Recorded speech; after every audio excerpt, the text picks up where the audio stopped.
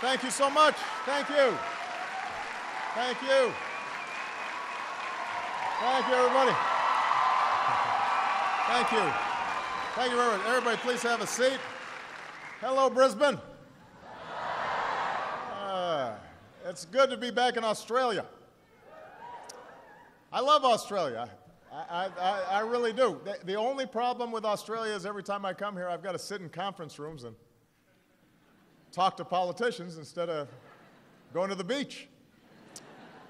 To Chancellor Story, Professor Oy, faculty and staff, distinguished guests, ladies and gentlemen, and most of all, the students of the University of Queensland. It is great to be here at UQ. I know that we are joined by students from universities across this city and some high school students as well. And so I want to thank all of the young people, especially for welcoming me here today. You know, on my last visit to this magnificent country 3 years ago, I had the privilege to meet some of the first Australians. We're joined by some today. So I want to begin by acknowledging the traditional owners of this land and by paying my respects to your elders, past and present. This university is recognized as one of the world's great institutions of science and teaching. Your research led to the vaccine that protects women and girls around the world from cervical cancer. Your innovations have transformed how we treat disease and how we unlock new discoveries. Your studies have warned the world about the urgent threat of climate change. In fact, last year I even tweeted one of your studies in my 31 million followers on Twitter. Just bragging a little bit.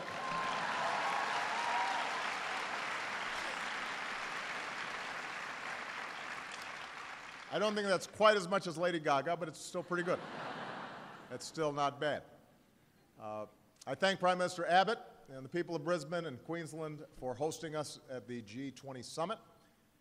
This city, this part of Australia, is just stunning. Beautiful one day and then perfect the next. That's what I understand.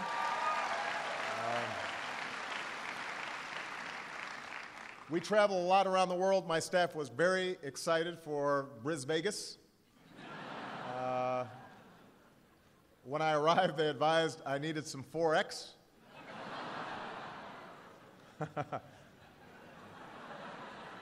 You have some.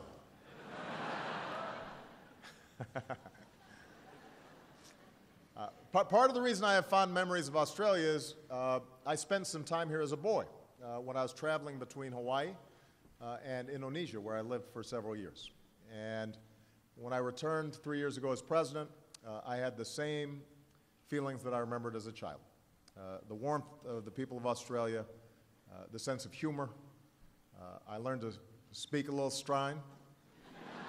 I'm tempted to give it a burl. That's about as far as I can go, actually. But I do want to take this opportunity to express once again the gratitude of the American people for the extraordinary alliance with Australia. I tell my friends and family and people that I meet that there is an incredible commonality between Australia and the United States. And whether that's because so many of us traveled here as immigrants, some voluntary, some not, whether it's because of the wide open spaces and the sense of a frontier culture. There's a bond between our two countries, and Australia really is everything that you would want in a friend and in an ally. We're cut from the same cloth, immigrants from an old world who build a new nation. We're inspired by the same ideals of equality and opportunity, the belief that everybody deserves a fair go, a fair shot. And we share that same spirit, that confidence and optimism that the future is ours to make, that we don't have to carry with us all the baggage from the past, that we can leave this world a better, safer, more just place for future generations. And that's what brings me here today, the future that we can build together here in the Asia-Pacific region. Now, this week I've traveled more than 15,000 miles from America to China to Burma to Australia. I have no idea what time it is right now. I'm completely upside down. But despite that distance, we know that our world is getting smaller. One of Australia's great writers spoke of this, a son of Brisbane and a graduate of this university, David Malouf. And he said, in that shrinking of distance that is characteristic of our contemporary world, even the Pacific, largest of oceans, has become a lake. Even the Pacific has become a lake. And you see it here on this campus, where you welcome students from all across Asia and around the world, including a number of Americans. You go on exchanges, and we're proud to welcome so many of you to the United States. You walk the streets of this city, and you hear Chinese, Vietnamese, Bahasa Indonesia, Korean, Hindi. In many neighborhoods, more than half the people you meet were born somewhere else.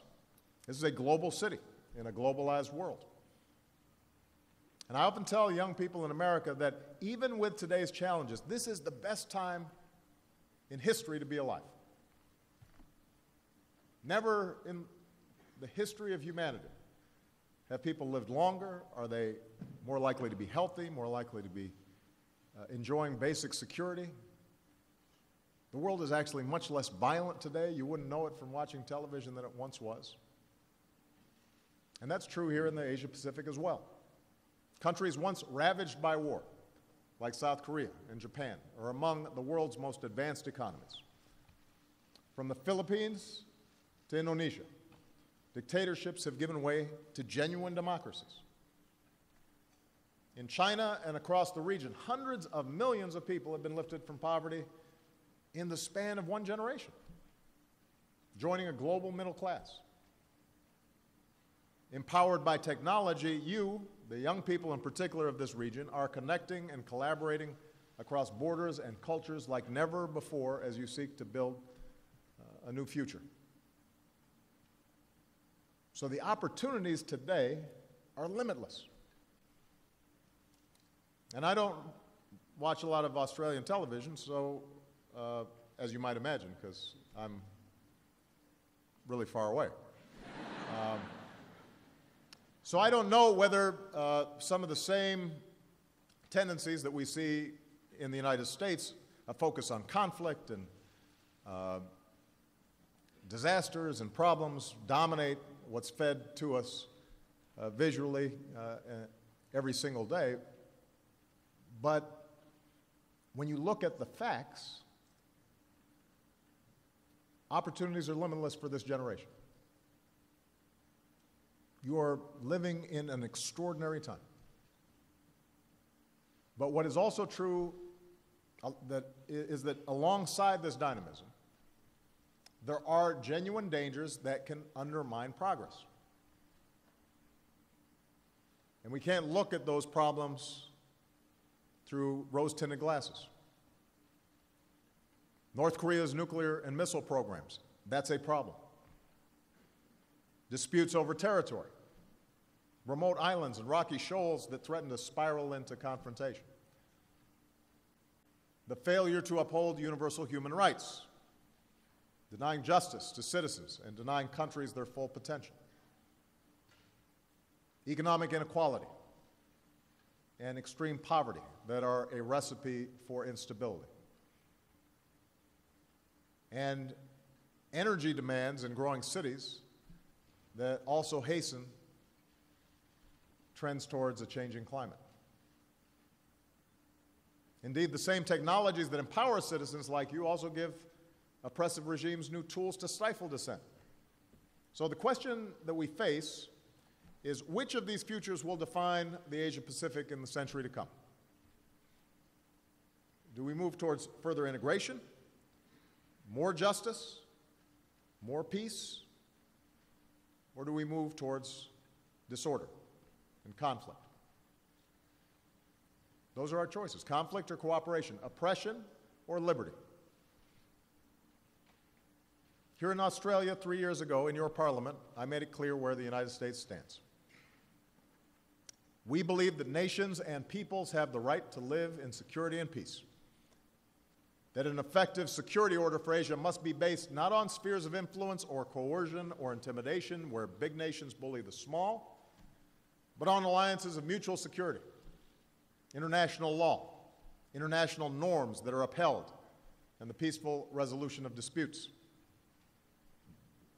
We believe in open markets and trade that is fair and free, a level playing field where economies play by the same rules, where the purpose of trade is not simply to extract resources from the ground, but to build true partnerships that raise capacity and living standards in poor countries, where small business owners and entrepreneurs and innovators have the freedom to dream and create and flourish.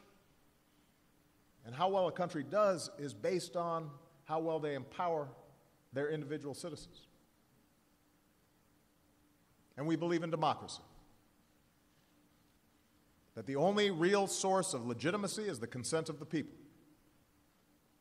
that every individual is born equal with fundamental rights, inalienable rights, and that it is the responsibility of governments to uphold these rights. That is what we stand for. That is our vision. The future America is working towards in the Asia-Pacific with allies and with friends. Now, as a Pacific power, the United States has invested our blood and treasure to advance this vision. We don't just talk about it, we invest in this vision. Generations of Americans have served and died in the Asia-Pacific so that the people of the region might live free. So no one should ever question our resolve or our commitment to our allies. When I assumed office, leaders and people across the region were expressing their desire for greater American engagement. And so as president, I decided that given the importance of this region to American security, to American prosperity, the United States would rebalance our foreign policy and play a larger and lasting role in this region. And that's exactly what we've done. Today, our alliances, including with Australia, are stronger than they have ever been.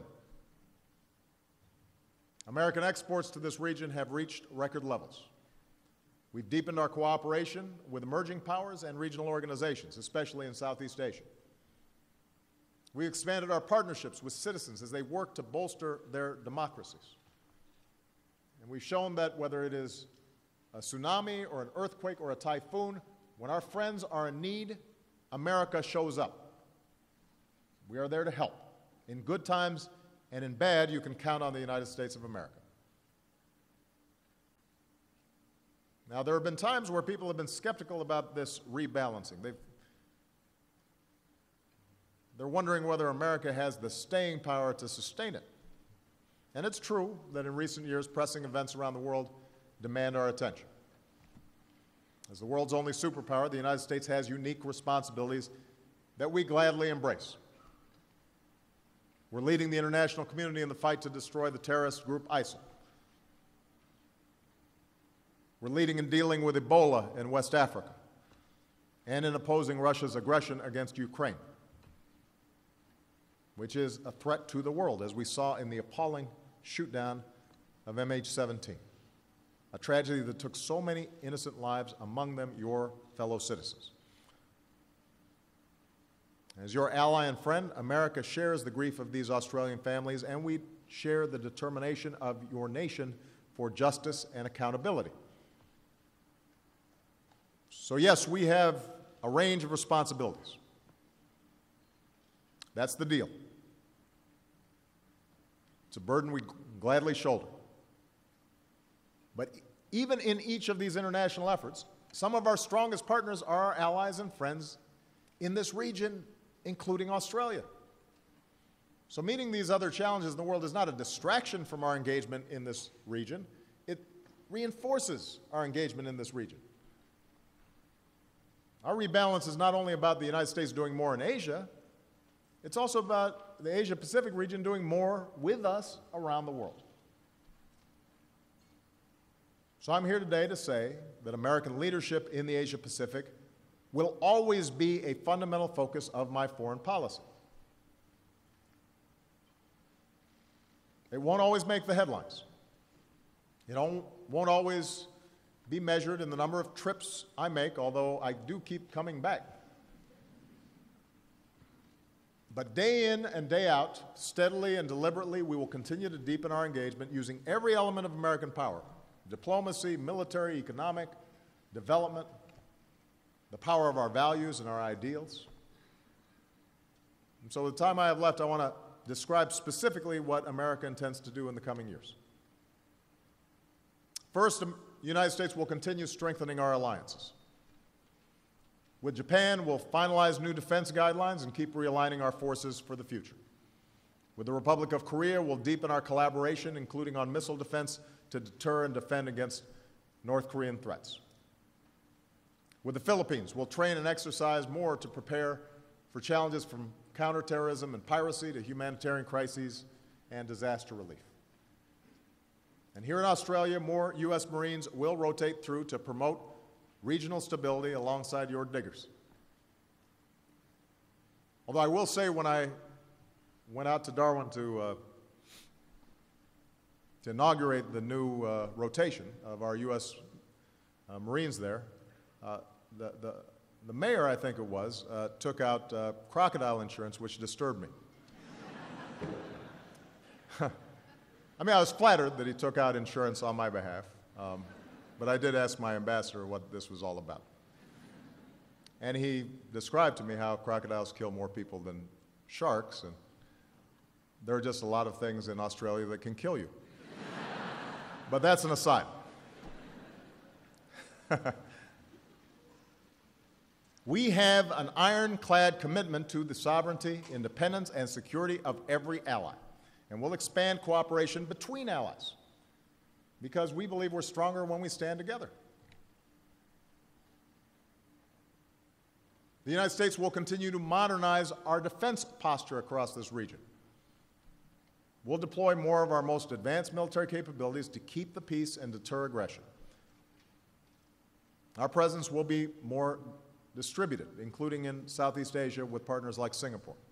And we'll increase military training and education, including working with the military partners we have in this region around the respect for human rights by military and police. And by the end of this decade, a majority of our Navy and Air Force fleets will be based out of the Pacific because the United States is and always will be a Pacific power. And keep in mind, we do this without any territorial claims. We do this based on our belief that a region that is peaceful and prosperous is good for us, and it's good for the world. The United States will continue broadening our cooperation with emerging powers and emerging economies. We intend to help Vietnam pursue economic reforms and new maritime capabilities. We will continue to move ahead with our comprehensive partnership with Indonesia, which is a strong example of diversity and pluralism. We'll continue to expand ties with Malaysia, a growing center of entrepreneurship and innovation. And we support a greater role in the Asia-Pacific for India, which is the world's largest democracy. The United States will continue expanding our engagement with regional institutions because together we can meet shared challenges, from preventing the horror of human trafficking to countering violent extremism to stemming the flow of foreign terrorist fighters. Together we can improve maritime security, upholding the freedom of navigation and encouraging territorial disputes are resolved peacefully. We'll work with partners to develop the East Asia Summit into the region's leading forum for addressing political and security challenges. And we'll support ASEAN's effort to reach a code of conduct with China that reinforces international law in the South China Sea. And speaking of China, the United States will continue to pursue a constructive relationship with China. By virtue of its size and its remarkable growth, China will inevitably play a critical role in the future of this region. And the question is, what kind of role will it play? I just came from Beijing, and as I said there, The United States welcomes the continuing rise of a China that is peaceful and prosperous and stable and that plays a responsible role in world affairs. It is a remarkable achievement that millions of people have been lifted out of poverty in China because of the extraordinary growth rates that they've experienced. That is a good thing. We should want and welcome that kind of development. And if, in fact, China is playing the role of a responsible actor that is peaceful and prosperous and stable, that is good for this region, it's good for the world, it's good for the United States. So we'll pursue cooperation with China where our interests overlap or align. And there are significant areas of overlap. More trade and investment, more communications between our militaries to prevent misunderstandings or possible conflict, more travel and exchanges between our people, and more cooperation on global challenges from Ebola to climate change. But in this engagement, we are also encouraging China to adhere to the same rules as other nations, whether in trade or on the seas. And in this engagement, we will continue to be frank about where there are differences, because America will continue to stand up for our interests and principles, including our unwavering support for the fundamental human rights of all people. We do not benefit from a relationship with China or any other country in which we put our values and our ideals aside. And for the young people here, practicality is a good thing. There are times where compromise is necessary. That's part of wisdom. But it's also important to hang on to what you believe, to know what you believe and then be willing to stand up for it. And what's true for individuals is also true for countries. The United States will continue to promote economic growth that is sustained and shared. So we're going to work with APEC to tear down barriers to trade and investment and combat the corruption that steals from so many citizens. We'll keep opposing special preferences for state-owned companies. We'll oppose cyber theft of trade secrets. We'll work with partners to invest in the region's infrastructure in a way that's open and transparent. We'll support reforms that help economies transition to models that boost domestic demand and invest in people and their education and their skills. We'll keep leading the effort to realize the Trans-Pacific Partnership to lower barriers, open markets, export goods, and create good jobs for our people. But with the 12 countries of the TPP making up nearly 40% of the global economy, this is also about something bigger. It is our chance to put in place new high standards for trade in the 21st century that uphold our values. So, for example, we are pushing new standards in this trade agreement requiring countries that participate to protect their workers better and to protect the environment better and protect intellectual property that unleashes innovation and meet baseline standards to ensure transparency and rule of law. It's about a future where instead of being dependent on a single market, countries integrate their economies so they're innovating and growing together. That's what TPP does. That's why it would be a historic achievement. That's why I believe so strongly that we need to get it done, not just for our countries, but for the world. But that's also why it's hard, because we're asking all these countries at various stages of development to up their game. And it requires big transitions for a lot of these countries, including for the United States. And TPP is just one part of our overall focus on growing the global economy. That's what the G20 meetings are all about. Over the last few years, the United States has put more people back to work than all other advanced economies combined. But America can't be expected to just carry the world economy on our back.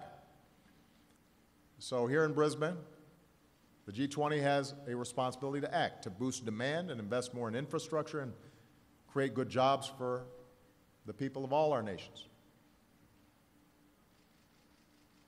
As we develop, as we focus on our economy, we cannot forget the need to lead on the global fight against climate change.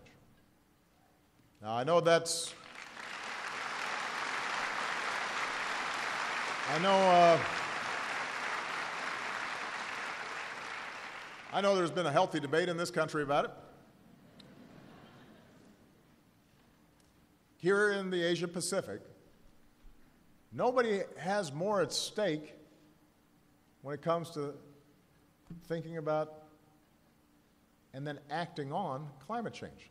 Here, a climate that increases in temperature will mean more extreme and frequent storms, more flooding, rising seas that submerge Pacific islands.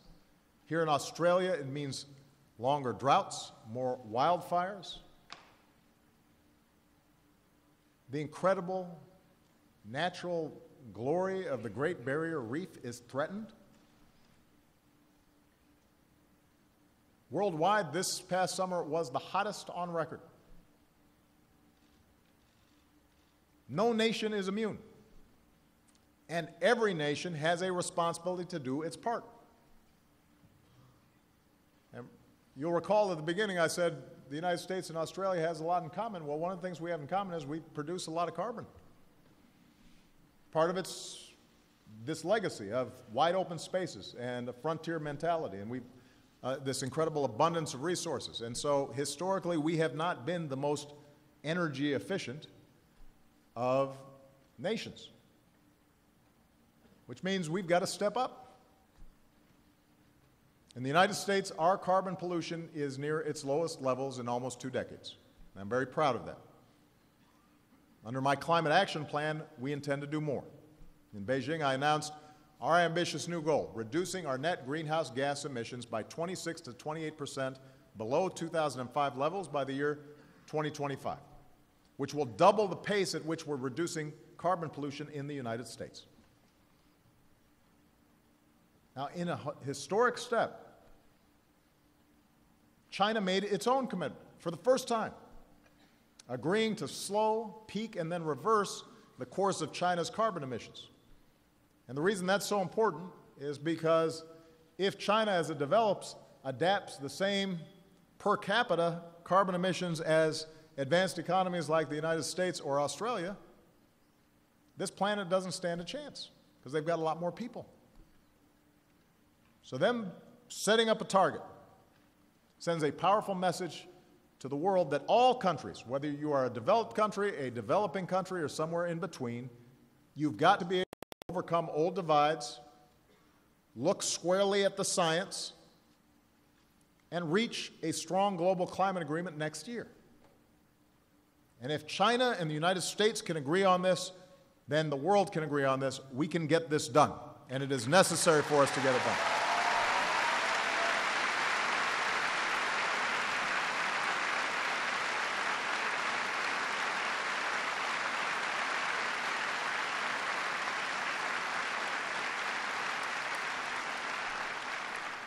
Because I have not had time to go to the Great Barrier Reef, and I want to come back, and I want my daughters to be able to come back, and I want them to be able to bring their daughters or sons to visit. And I want that there 50 years from now.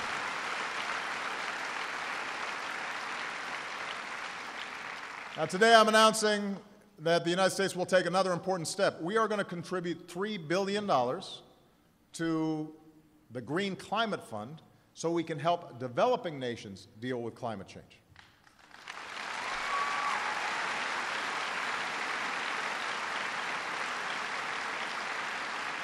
So, along with the other nations that have pledged support, this gives us the opportunity to help vulnerable communities with an early warning system, with stronger defenses against storm surge, climate-resilient infrastructure.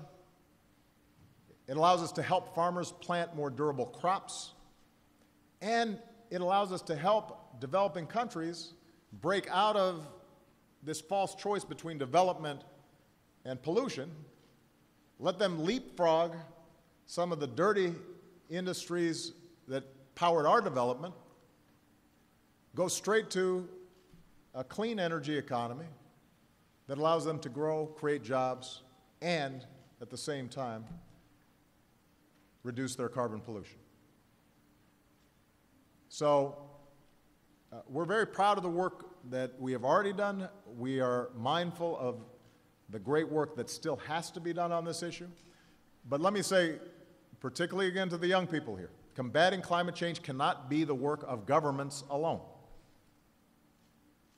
Citizens, especially the next generation, you have to keep raising your voices because you deserve to live your lives in a world that is cleaner and that is healthier and that is sustainable. But that is not going to happen unless you are heard. It is in the nature of things, it is in the nature of the world that those of us who start getting gray hair are a little set in our ways, that interests are entrenched. Not because people are bad people, it's just that's how we've been doing things, and we make investments, and companies start depending on certain energy sources, and change is uncomfortable and difficult.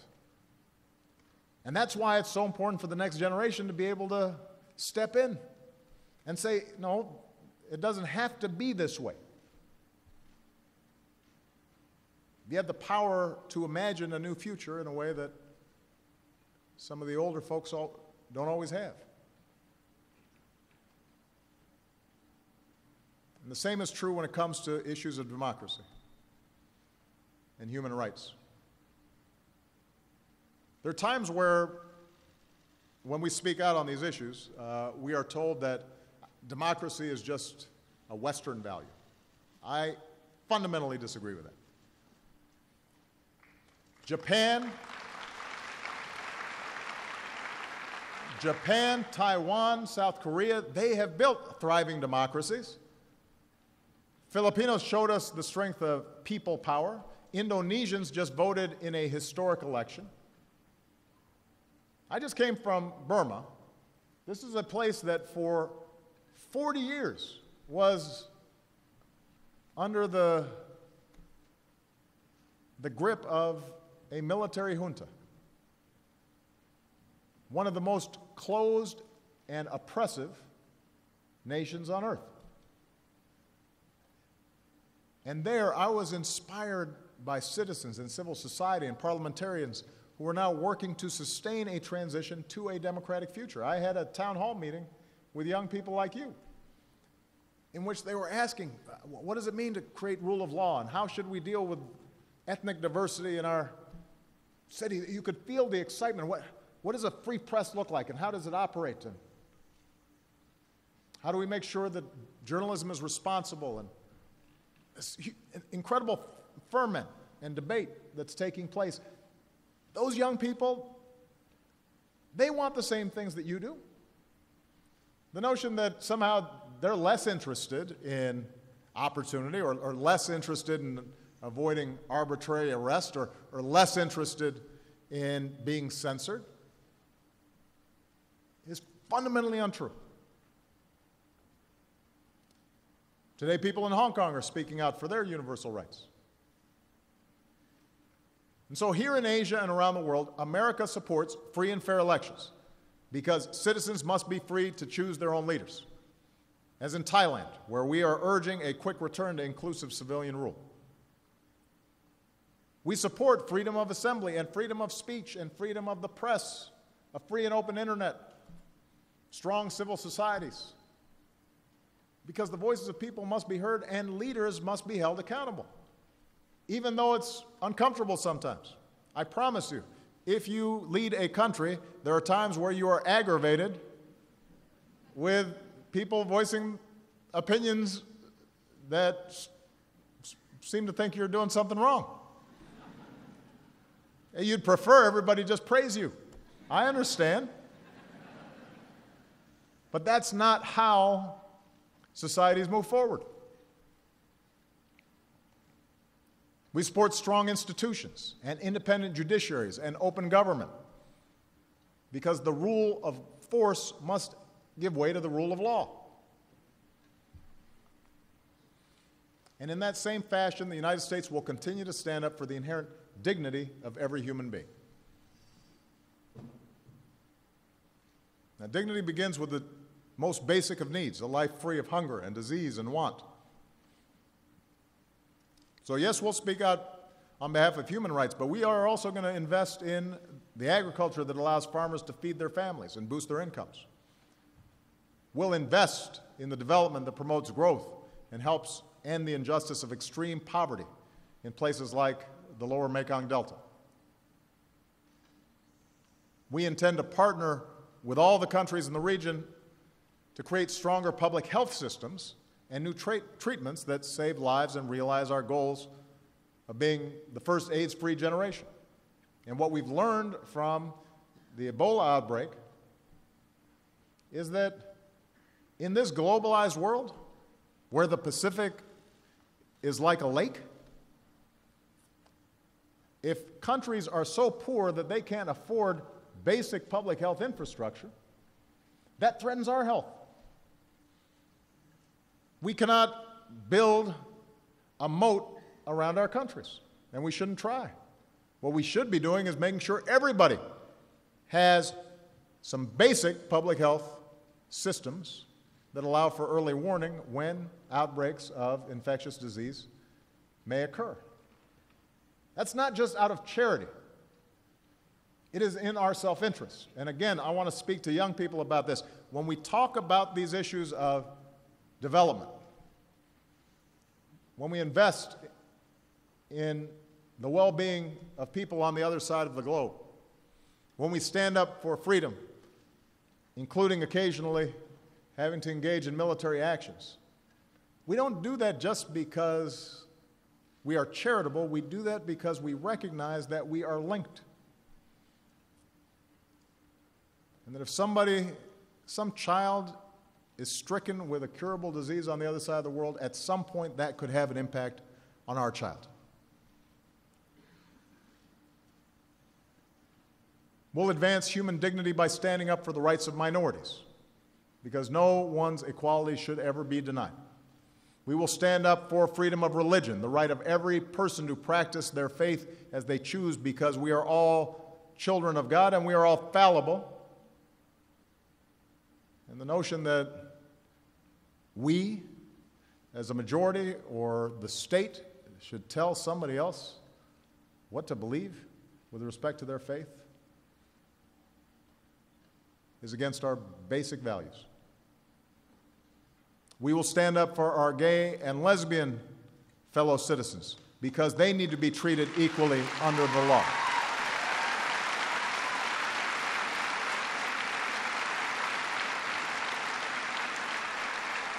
We will stand up for the rights and futures of our wives and daughters and partners because,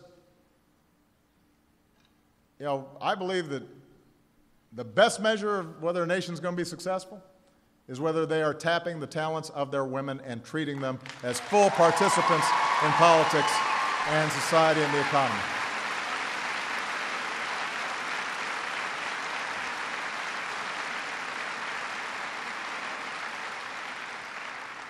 And we're going to continue to invest in the future of this region, and that means you, this region's youth, all of you, your optimism, your idealism, your hopes. I see it everywhere I go. I spend a lot of time with young people. I spend a lot of time with old people too, but I prefer spending time with young people. I meet them in Tokyo and Seoul and Manila and Jakarta. It's the spirit of young men and women in Kuala Lumpur and Rangoon who are participating in our Young Southeast Asian Leaders Initiative. And like you, they're ready to lead. To the young woman with an idea who dreams of starting her own business, if she just had a network, if she just had the capital, America wants to be her partner because we believe in the entrepreneur that you can be, the innovations you can spark, and the jobs you can create. And when you succeed, we'll all be more prosperous. To the young man who's working late in a clinic tending to a patient who dreams not just of treating diseases but preventing them, if I just had the resources, if I just had the support, we want to be your partner because we believe in the advocate that you can be, in the families you can reach, in the lives you can save. And when you succeed, our world will be better. To the young woman tired of the tensions in her community who dreams of helping her neighbors see beyond differences, if she could just start a dialogue, if she knew how others had walked the same path. Well, America wants to be your partner. because we believe in the activist that you can be, and the empathy that you can build, and the understanding you can foster between people. And when you succeed, our world will be a little more peaceful. And to the young man who believes his voice isn't being heard, who dreams of bringing people like him together across his country, if he just knew how to organize and mobilize them, we want to be your partner because we believe in the leaders that you can be, in the difference you can make to ignite positive change. And when you succeed, the world will be a little more free. So that's the future we can build together. That's the commitment America's making in the Asia-Pacific. It's a partnership not just with nations, but with people, with you, for decades to come, bound by the values we share, guided by the vision we seek. I am absolutely confident we can advance the security and the prosperity and the dignity of people across this region. And in pursuit of that future, you will have no greater friend than the United States of America. So thank you very much. God bless Australia. God bless America. God bless our great alliance. Thank you.